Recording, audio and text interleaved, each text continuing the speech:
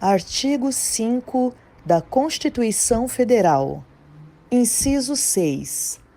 É inviolável a liberdade de consciência e de crença, sendo assegurado o livre exercício dos cultos religiosos e garantida, na forma da lei, a proteção aos locais de culto e às suas liturgias.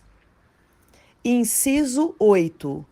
Ninguém será privado de direitos por motivo de crença religiosa ou de convicção filosófica ou política, salvo se as invocar para eximir-se de obrigação legal a todos imposta e recusar-se a cumprir prestação alternativa fixada em lei.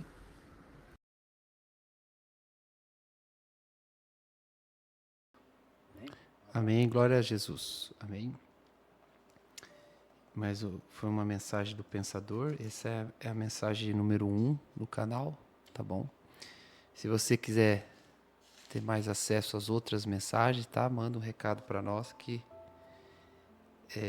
nós mandamos para você o link.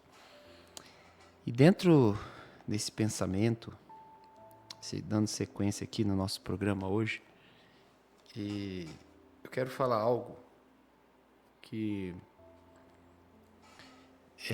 a gente precisa pensar, refletir sobre isso. E, na verdade, pela estrutura, né, que a palavra de Deus nos apresenta, a gente tem que viver isso. Mas muitas vezes, alguns princípios, inclusive até algumas coisas que o evangelista pensador falou, o ser humano o cristão coloca a sua maneira de ver Deus, a sua maneira de viver o evangelho. E aí ele não vê o resultado que ele espera, né? É igual, por exemplo, a pessoa, às vezes você fala do propósito de Deus para a vida de uma pessoa, um cristão, ele nunca pensou nisso, às vezes. Acontece. Que Deus não chamou ele para só fazer ele feliz. Deus não é um facilitador, gente, dos nossos problemas. Às vezes a gente quer ver Deus assim. Está aqui para facilitar a minha vida, né? Então, o que dizer dos apóstolos, né, que morreram pregando o evangelho, e os outros mártires, né, durante a história da igreja? Morreram pregando o evangelho. Jesus mesmo disse que a gente deve se alegrar quando for perseguido por causa dele. Poxa, o cara te chama para seguir e já avisa que você vai ser caluniado, injuriado, injustiçado por causa dele. Pensa. Então, Jesus sempre foi claro, né? Então, as pessoas criam os parâmetros, os pensamentos, uma maneira de ser, né, sobre como andar com Deus. Então, por que Deus quer te abençoar? Você tem que perguntar isso. Por que Jesus morreu, ressuscitou, sendo nós pecadores e não sendo nós somente vítimas do mundo, né, dos demônios, mas também culpados, porque de alguma maneira nós contribuímos com a decadência do mundo quando estávamos sem Cristo, de alguma maneira, não importa. O simples fato de você ter sido egoísta, você já contribuiu com a decadência do mundo. Às vezes tem gente que fala, eu não tive muito pecado, não aprontei muito no mundo. Mas dentro do potencial do ser humano, daquilo que Deus criou o ser humano para ser, só dele não viver o que Deus criou ele para ser, ele já contribuiu com a decadência do mundo, de alguma maneira. No mínimo por omissão. Então por isso que nós éramos culpados. Por isso que João se surpreendeu e falou, olha quão grande é o amor de Deus, tem enviado seu Filho a morrer por nós, ainda sendo nós pecadores. Por causa da culpa. Então, por que Deus era o nosso inimigo? A Bíblia fala. Por causa da nossa culpa. Amém? Então, entenda bem isso. Mas Cristo nos salvou e nos deu uma nova vida. E dentro dessa vida, Ele nos deu uma oportunidade, que é o quê? Que é do crescimento espiritual. Quer ver só? Mateus 25 fala assim: o reino do céu será, pois, semelhante a 10 virgens que pegaram suas candeias e saíram para encontrar-se com o noivo. 5 delas eram insensatas e 5 eram prudentes. As insensatas pegaram suas candeias, mas não levaram o óleo. As prudentes, porém, levaram o óleo em vasilha, junto com as candeias. O noivo demorou a chegar, e todos ficaram com sono e adormeceram. À meia-noite, ouviu-se o grito: o noivo se aproxima. Saiu para encontrá-lo.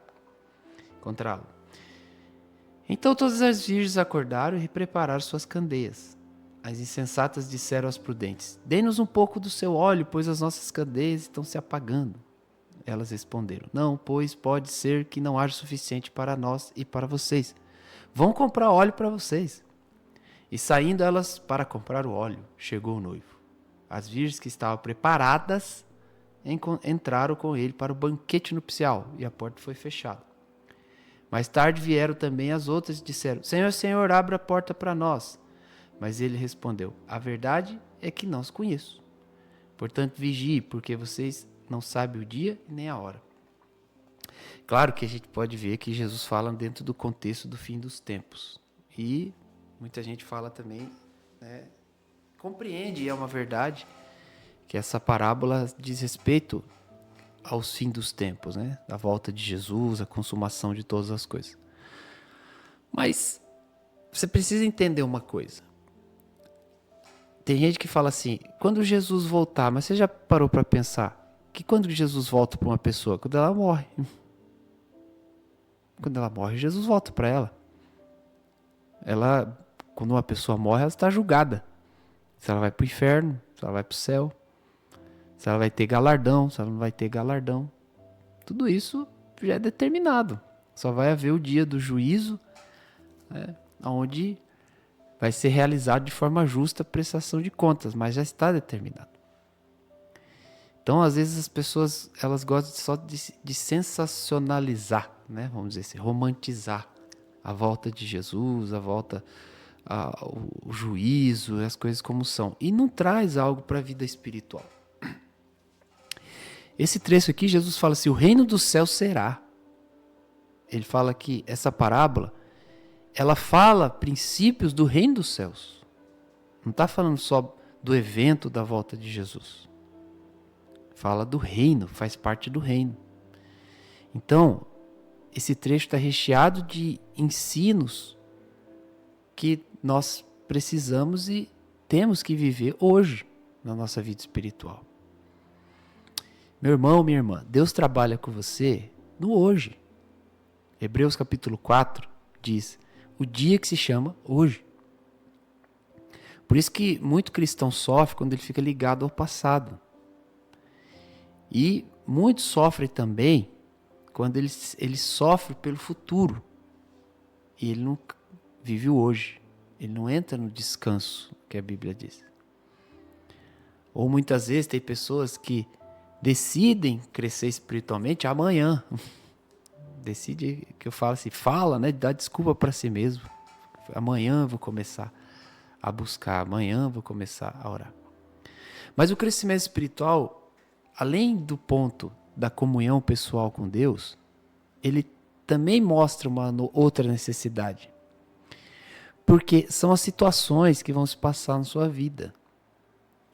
E cada situação que você passa, estou me referindo ao cristão, filho de Deus, batizado, nascido de novo, que tem as condições de crescer espiritualmente. Quais são elas? Que é o espírito nascido de novo, a ligação com o Espírito Santo, a redenção em Cristo. E ele está debaixo da submissão de uma igreja, de um ministério ao qual Deus chamou. Tudo isso são condições. O jejum, que vai ter o efeito real naquele que nasce de novo. Quem não nasceu de novo não tem um efeito real, o jejum. Tem higienista e saudável, mas não tem o espiritual. E tem a palavra de Deus, tem o Espírito para revelar a palavra. Tem o sangue de Jesus para abrir o caminho no momento que vai orar e se dirigir a Deus. Todas essas condições, elas foram idealizadas, né, em Cristo para que você cresça espiritualmente. A Bíblia fala sobre maturidade espiritual. Efésios 4 fala que a função dos ministérios não é ganhar alma, sabia disso? Você já parou para pensar? Apóstolos, profetas, evangelistas, pastores, mestres. Ali a função é levar a igreja à maturidade. Importante entender isso, né? Não é eles que têm que trazer as pessoas, salvar as almas. Ele tem que trabalhar para que a igreja seja madura. Maturidade espiritual é necessária. Lá em Gálatas fala que o herdeiro ele não pode ter acesso à sua herança enquanto ele for de menor. Faz uma figura. Só depois que ele se torna maior, ele pode ter acesso à herança. Antes disso ele é tutoriado, né? Mesma coisa. Deus tem muitas bênçãos ou projetos e coisas para que você administre, mas você precisa de crescimento espiritual. Então, o cristão hoje, ele faz assim, o adepto, né? Não é discípulo, ele é o adepto. Ele olha e fala assim, Deus tem que abençoar minha família. Aí vai lá e casa a mulher. Deus tem que abençoar. É o que ele determinou. Mas essa mulher precisa de crescimento espiritual para poder guardar a palavra. Porque vão surgir situações. E diante dessas situações ela tem que estar mortificada para algumas coisas. Para que suporte a situação, para que vença. Por isso que Paulo falou, Timóteo, não coloca novo na fé para fazer a obra, tá? Porque o cara tem que crescer espiritualmente para poder enfrentar os desafios da obra. Você viu? Quando o pessoal foi lá nos apóstolos e falou assim, vocês, é o seguinte, tá tendo BO lá na repartição da cesta básica, né? Vamos dizer assim. Os apóstolos, a gente não pode parar de orar nem de pregar. Vai lá nos obreiros cheios do Espírito Santo, maduros, cheios de sabedoria, cheios do Espírito Santo para fazer essa obra. Precisava de maturidade para fazer obra social, você vê? Como é sério. Porque são muitos detalhes. E de uma obra social veio um avivamento. Olha só. Se você perceber ali o contexto de Atos, que depois daquela obra social a igreja começou a crescer e tal, e dali veio um crescimento grandioso para a igreja, através de uma obra social feita no Espírito. Então o crescimento espiritual, qual é a relação com esta parábola? É que as virgens loucas aqui, né, as insensatas, elas não estavam preparadas. E as outras estavam preparadas. Aí o noivo chegou, falou, o noivo está chegando, a gente está sem óleo na candeia, vai apagar a candeia. Né? Aí ela falou assim, vamos comprar, vai buscar. E elas sabiam onde buscar. Ou seja, elas sabiam o caminho do crescimento espiritual. Isso que é o detalhe. E aí elas foram buscar, mas chegaram atrasadas. Tudo se consumou. Elas tinham que estar naquele momento, naquele lugar. Então o que eu quero deixar claro para você.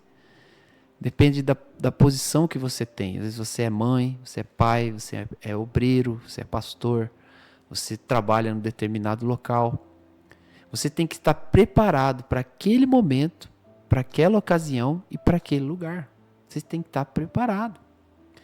Nada na sua vida pode ficar sem resposta. Nada. Nada na sua vida tem que ficar por resolver. É igual quando a pessoa ela entra em desavença com alguém, seja numa grande escala ou numa pequena escala. Aquilo tem que ser resolvido dentro de você. Mas se não for resolvido, o que acontece? Pode gerar uma mágoa, pode gerar um desentendimento, pode gerar uma abertura para que você viva cobiça, viva inveja, ou até sentimentos de vingança, que pode atrapalhar todo um propósito de Deus na vida da pessoa, pode acabar uma família, porque um desígnio não foi resolvido dentro de si. Simplesmente porque a pessoa não cresceu espiritualmente. Você tem que estar preparado. Às vezes, a pessoa começa a buscar, a crescer espiritualmente, ele fala, vou orar, eu vou ler mais a Bíblia, eu vou jejuar, né? Vou participar de todos os cultos, até o problema dele amenizar. Às vezes nem resolve, gente, só ameniza, sabia? Amenizou o problema. É igual aquela pessoa que está passando mal. Aí quando ela tá passando mal, ela começa a fazer um exercício, ela começa para de comer tal coisa que ela sabe que faz mal, tal. Aí dá uma melhoradinha assim, já consegue andar, já não saiu da cama, já volta de novo. Mas fala, tá fazendo tal coisa? Ah, não vai dar. Por quê? Ela só ameniza a situação. E tem situações na sua vida que você não vai conseguir amenizar. Então essa palavra, eu tô indo pro final, ela é uma palavra de advertência. Você tem que buscar o crescimento espiritual, não importa se você é atarefado. Você tem que estar preparado para situações. Você tem que estar preparado hoje. Você tem que estar preparado. Como que é o crescimento espiritual? É você usar as armas, os caminhos de comunhão com Deus. O caminho que eu falo são os elementos, né? O caminho é Jesus. Mas os elementos de comunhão com Deus. Você tem que ter tempo de qualidade com Deus. Você tem que ter sua vida de meditação na Bíblia. Buscar entender a Bíblia com o auxílio do Espírito Santo. Não querer teologia, teoria para entender, mas o Espírito Santo te mostrar a verdade, alimentar o seu espírito. Você tem que tirar dias para jejuar. Não somente diante do problema ou quando a igreja convocar. Você tem que tirar um dia para consagrar a Deus, para buscar mais a presença de Deus. Alimentar o seu espírito verdadeiramente. Ter esse momento de qualidade com Deus. Tem que haver isso. Você tem que estabelecer essa disciplina de crescimento espiritual. Por quê? Você vai precisar. A questão é, no momento que você precisar, você vai estar preparado? Então, vamos ver se nos próximos dias a gente fala específico da armadura santa, que fala sobre crescimento espiritual. Consciência, fé, fundamentada na revelação da Bíblia, que nos protege. Entendimento correto que nos protege. Entenda algo. Se você, qualquer área da sua vida, se você tem um pensamento que não condiz com a palavra, Deus não pode atuar ali, naquela situação. Deus não pode agir. Você vai ter que usar a sua força. Você tem que usar o seu intelecto, sua capacidade, talvez a sua condição de vida para resolver aquela situação. Então, por isso, muitas pessoas se sentem frustradas, às vezes, com o Evangelho. Até faz a obra, adora, né? Mas ela não vê, porque ela tem um pensamento. E esse pensamento, às vezes, é um desvio de caráter, ou ignorância, ou simplesmente a pessoa não crê. Ela escolhe, o livre-arbítrio dela é não acreditar no que a palavra diz. Mas o crescimento espiritual, a dedicação a Ele, em primeiro lugar na nossa vida, Ele nos leva a crer na Bíblia como ela é. E esse Deus Todo-Poderoso se manifesta na nossa vida. Então, irmão, irmã, você que me ouve, valorize o crescimento espiritual. Dá um stop na sua vida. Amém? Tem que entender a diferença. Consciência de Deus, comunhão e dimensão que você precisa andar são coisas diferentes. Amém? Então, vou tirar um programa só para a gente falar esses três elementos do relacionamento com Deus. Tá? Então, é isso. Vamos orar. Senhor, eu te agradeço pela tua palavra e tudo que foi feito aqui hoje, que é muito além do que os nossos olhos podem ver. Em nome de Jesus Cristo, eu declaro a tua bênção, teu favor, teu poder sobre cada coração e cada alma. Em nome do Senhor Jesus, eu declaro sua intervenção, declaro a tua bênção sobre esse projeto da Rádio Resgate, todos os programas que são aqui apresentados, que o Senhor fortaleça o coração daqueles que atuam, que trabalham, fortaleça aqueles que estão na diretoria do trabalho, enche da tua presença, do teu Espírito Santo, estenda a sua unção sobre cada milímetro do equipamento, de cada coisa, tudo que é feito até chegar nos ouvidos das pessoas, que a tua unção faça toda a obra, em nome do Senhor Jesus. E nós te agradecemos pela tua presença, pela tua graça, pelo teu favor, em nome de Jesus. Amém, graças a Deus. Amém? Então até mais um programa Verdade Verdadeira. Até quarta que vem, especial, tá? O pastor reverendo Peterson, evangelista pensador, vai estar aqui no estúdio fazendo um programa especial na semana que vem, nesse mesmo horário. Tá bom? Deus abençoe a todos.